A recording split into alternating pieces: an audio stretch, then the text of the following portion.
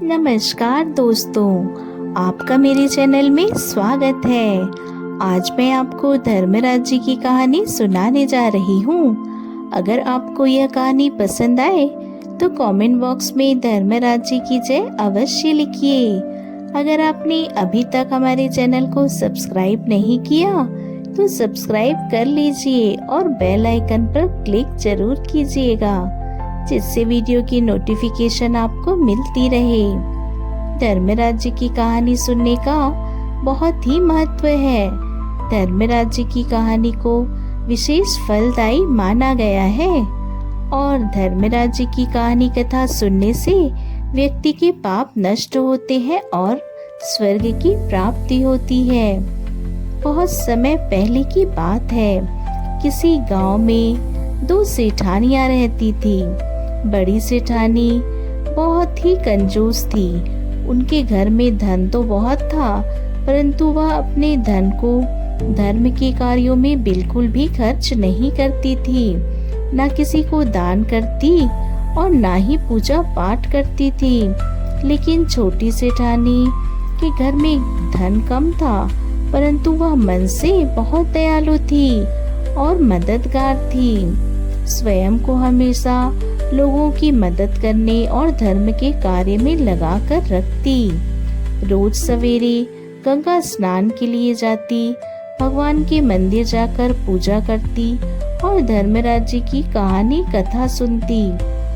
बड़ी सेठानी छोटी को देख हंसती और कहती, पता नहीं किन फालतू के कामों में लगी रहती है।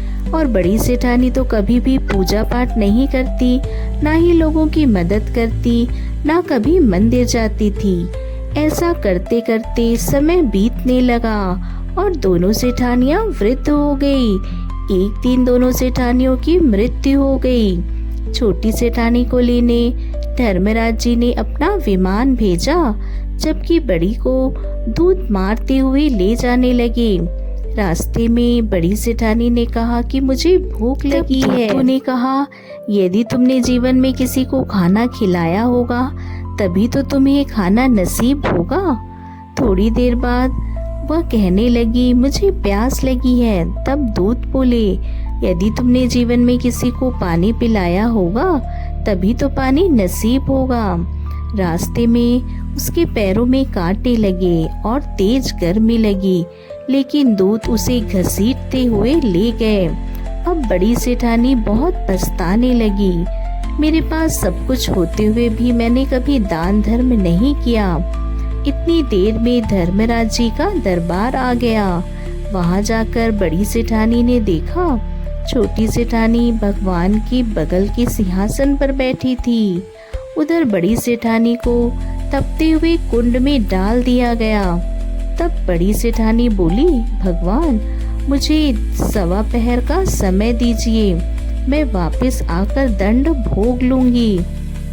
धर्मराज जी ने कहा, ठीक है, और बड़ी सेठानी के शरीर में वापस प्राण डाल दिए गए।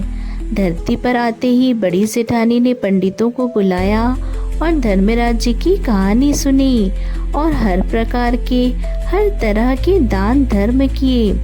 इतने में ही उसका 1:15 का समय पूरा हो गया। अब की बार बड़ी सेठानी को लेने धर्मराज जी का विमान भेजा गया। सभी प्रकार के दान और धर्मराज जी की कहानी सुनने से बड़ी सेठानी को स्वर्ग की प्राप्ति हुई। धर्मराज जी ने जैसी कृपा सेठानी पर की, ऐसी ही कृपा सभी पर बनाए रखना। धर्मराज जी की कहानी सुनने वाले, कहने वाले और हुंकारा भरने वाले, उनके पूरे परिवार पर कृपा बनाए रखना।